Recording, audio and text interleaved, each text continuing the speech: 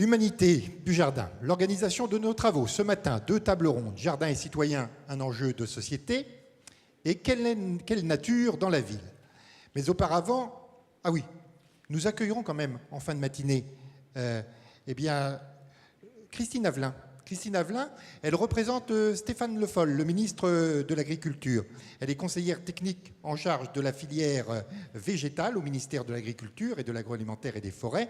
Nous l'accueillerons, allez, il sera à peu près vers 12h30 si le timing est respecté.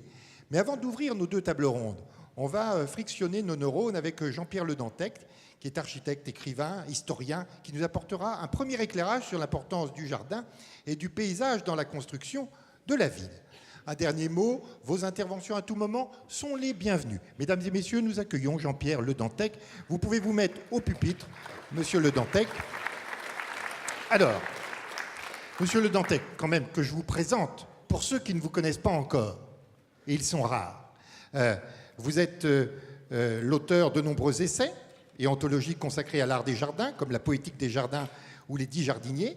Architecte, vous avez dirigé l'École nationale d'architecture de Paris, la Villette, et le laboratoire architecture, milieu, paysage. Vous avez également participé à l'élaboration de plusieurs projets de paysage, comme notamment sur le site Renault de Billancourt. Ça, c'est important. Et vous avez été également présent, et vous êtes présent au festival de Chaumont-sur-Loire. Donc, monsieur Le Dantec, c'est à la fois votre regard d'historien, d'expert, que nous sollicitons. Tout à l'heure, Dominique Douard et puis Éric Orsena disaient bon, on ne parle pas de Le Nôtre simplement pour regarder dans le rétroviseur et admirer le génie de Le Nôtre. Ce qui est intéressant, c'est de savoir comment, du génie de Le Nôtre, on peut s'en servir, on peut arriver aujourd'hui. Monsieur Le Dantec. Je vous remercie. Si on peut mettre le... J'ai quelques images, ce n'est pas une conférence classique, c'est juste une petite introduction. Et j'ai baptisé ma petite communication de ce matin, André Le Nôtre, un moderne. Pourquoi ? D'abord parce que dans l'époque où il vivait, il a fait partie des modernes, puisqu'il y a eu un affrontement entre les anciens et les modernes, tel que Perrault l'a rapporté. Même si Perrault ne l'a pas classé dans ces hommes ayant marqué le règne de Louis XIV. Pourquoi ? Parce qu'il n'a pas écrit. Le Nôtre n'a pas publié de traité. Alors, c'est la première raison. Mais ce n'est qu'une raison historique, cela, hein, bien entendu. Ce qui est plus important, c'est ce qui va suivre. D'une part, je vous montre là une image qui est celle de Vaux-le-Vicomte, qui a été restaurée à peu près à l'époque du 300e anniversaire de Le Nôtre, donc au début du XXe siècle, par Achille Duchesne, dans un style un peu différent. Les broderies ne sont pas sont plutôt des broderies rococo. Mais enfin, pourquoi elle montre cette image ? Parce que le 300e anniversaire de Le Nôtre, contrairement, je l'espère, à celui-ci, a été le moment d'affrontement politique, et Le Nôtre a été en quelque sorte engagé par les courants les plus réactionnaires de la France à cette époque, et en disant qu'il était lui-même le représentant de l'ancien régime et de la force de ça. Et que, à cette époque, le combat entre la République, que ses ennemis nommaient à cette époque-là la gueuse, eh bien, Le Nôtre s'est trouvé, à son corps défendant, être le champion de ce côté des choses. Par exemple, Boni de Castellane, qui était un des leaders du courant et qui était un richissime financier, je rappelle qu'il dirigeait à la même époque aussi dans ses locaux un journal qui s'appelait l'Anti-Juif. Donc, le 400e anniversaire, je crois qu'il faudrait le placer justement non pas dans la réaction, mais dans le devenir et dans la modernité. Et en outre, il se trouve que, en tant que créateur, il me semble, et je vais essayer de le démontrer par quelques images, eh bien, le nôtre est un moderne qui continue à nous parler aujourd'hui et à nous apporter ses leçons. Alors, l'image suivante, s'il vous plaît. Ici, vous avez la terrasse de Saint-Cloud, qui, pour moi, est parmi les œuvres de Le Nôtre, est très emblématique de ce que j'appelle le génie du site chez Le Nôtre, c'est-à-dire une possibilité de transformation d'un site déterminé pour le rendre encore plus lisible en utilisant toutes les sciences et les méthodes de son temps. L'image suivante, s'il vous plaît. C'est une autre terrasse, celle de Saint-Germain, un dessin de la main de Le Nôtre, qui sont rares, ils sont très rares les dessins de la main de Le Nôtre, mais qui permet de nous rappeler que Le Nôtre, à ce moment-là, et ce dessin est tout à fait intéressant parce que justement il s'est confronté, disons, avec l'architecte Levaux à propos de cette terrasse. Levaux pensait qu'une allée rectiligne était tout à fait ce qu'il fallait, mais Le Nôtre, lui, vraiment sensible au site, a permis qu'il y ait une articulation. Et l'image suivante, s'il vous plaît. Donc, c'est que cette terrasse prenne place dans le site donné, mais le révèle grâce à la science et aux différentes méthodes. Alors, je ne vais pas développer cela, mais je vous montre juste quelques méthodes qu'a pu utiliser Le Nôtre. Le Nôtre a beaucoup travaillé sur les questions de perspective en particulier et sur le traité de Niceron, dont je vous montre une image qui travaillait sur des anamorphoses en particulier, et Le Nôtre est quelqu'un qui a une grande maîtrise de cela, de même qu'il a de maîtrise des techniques de nivellement, s'il vous plaît. Suivante. À telle enseigne que, selon moi, et je rapprocherai Le Nôtre de certains grands artistes du XXe siècle qu'on classe parmi les minimalistes. Ici, je vous montre une image de Karl André, d'un artiste américain qui montrait la manière de s'installer dans le site et de le révéler par un trait. Et cette œuvre s'appelait Second. Et ici, je passe à l'actualité encore de Le Nôtre, en quelque sorte. Alors là, ça va un peu plus vite que prévu, les images. Bon, vous avez envoyé tout à l'heure le grand axe partant des Jardins des Tuileries qui se poursuit maintenant au-delà de la Défense, et qui donne tout son sens au développement de l'Ouest parisien. Si le développement, sauf que mon image est trop courte. Maintenant, on est déjà passé de l'autre côté, vers le dernier méandre de la Seine. Je ne sais pas si, avec l'extension du Grand Paris, si on n'arriverait pas jusqu'au Havre. Je crois avoir vu tout à l'heure mon ami Antoine Grimbach qui travaille sur cette question, sur la direction du Grand Paris vers le Havre, le long de la Seine. Mais bon, l'image suivante, s'il vous plaît.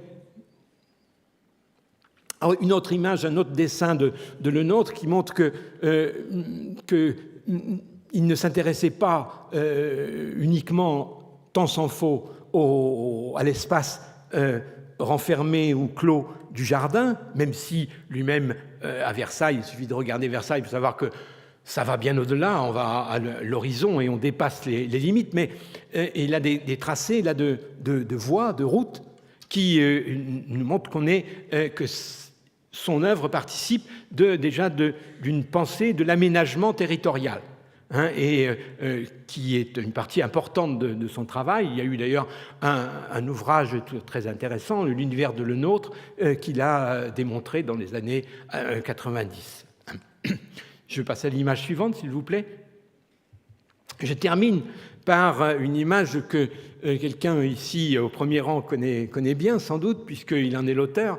C'est Michel Corajou, qui lui-même, avec Jacques Coulon, avait travaillé sur Versailles, a sur la manière dont est organisé le parc, enfin les jardins et le parc, pour nous révéler un certain nombre d'éléments que seul peut-être le paysagiste professionnel professionnel au meilleur sens du terme, bien sûr, est à même de nous faire voir, à savoir la manière dont sont tracés les allées, le répertoire, la manière dont ils sont organisés, et aussi le rapport des hauteurs entre les éléments de statuaire et de taille des arbres, qui font qu'on est devant un territoire, un paysage d'illusion. Effectivement, tout à l'heure, Éric Orsenna a parlé de cela, de l'illusion, mais c'est une illusion plus vraie que la nature. Et c'est en ce sens, pour moi, que le nôtre est un artiste toujours présent dans notre temps, dont les leçons sont toujours portées par les meilleurs des paysagistes actuels, et contrairement à une idée dans laquelle on a parfois essayé il s'est retrouvé contre lui-même enfermé, à savoir l'image de quelqu'un qui était au service d'un pouvoir despotique et qui le célébrait à sa manière. C'est vrai, d'une certaine façon. On sait que le nôtre, par exemple, a eu l'idée, pour Louis XIV, une idée irréalisable, heureusement, de faire venir les bateaux de la Compagnie des Indes qui auraient remonté la Loire et qui seraient redescendus jusqu'au Grand Canal, ce qui aurait été une image, effectivement, de la toute-puissance du souverain. Mais par-delà cet aspect, le travail véritable de le nôtre sur les sites et la manière de les modeler et de les rendre, d'en faire des œuvres d'art qui sont pérennes, qui se poursuivent aujourd'hui et dont les leçons sont toujours présentes, témoin ce miroir d'eau de Bordeaux, voilà le point sur lequel je voulais insister en introduction à ces rencontres.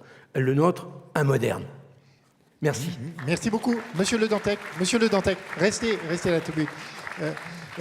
Vous nous dites, le nôtre, c'est une modernité qui nous invite à dépasser nos frontières d'aujourd'hui. Lorsque vous revisitez son action, et vous venez, comment dirais-je, de nous inviter à parcourir le travail de Le Nôtre très brièvement, quels sont les défis que Le Nôtre, aujourd'hui, nous invite à dépasser? Vous avez en face de vous des professionnels, vous avez en face de vous des aménageurs, vous avez en face de vous des responsables de la puissance publique. Quelles sont les invitations que nous lance Le Nôtre? Bon, d'abord, il faut comprendre quand même que le contexte est un peu différent. Dans le travail, à l'époque du travail de Le Nôtre, le nombre d'intervenants sur le terrain, d'ouvriers et de métiers rassemblés, et l'économie du temps n'était pas du tout celle d'aujourd'hui. Alors bon, ça n'enlève rien à sa modernité, mais il faut comprendre ce qu'on peut comparer. Alors, ceci dit, je pense que les leçons sur l'idée qu'au fond, le travail majeur du paysagiste ou du jardinier, quand il a cette ampleur, c'est d'abord, d'une certaine façon, ce que j'ai essayé d'énoncer, à savoir être capable d'interpréter le site et de le rendre avec les moyens du paysagiste, à savoir les moyens, le modelage du sol, les plantations, mais pas seulement les plantations, et aussi les minéraux,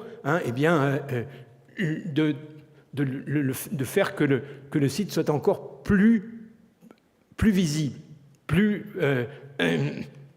on est là dans une situation un peu, si vous voulez, comme on pourrait dire que le génie de l'architecture et de l'architecture du paysage en particulier, c'est de rendre visible ce qui est déjà là, ce qui est déjà présent quelque part, mais que le travail de l'artiste, ça va être de le révéler et de le magnifier.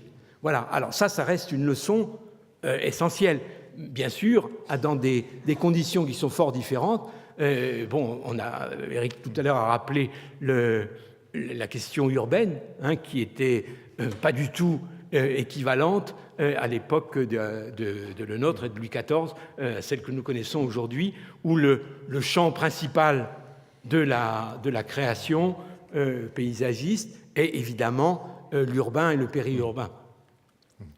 Merci beaucoup, Jean-Pierre Le Dantec.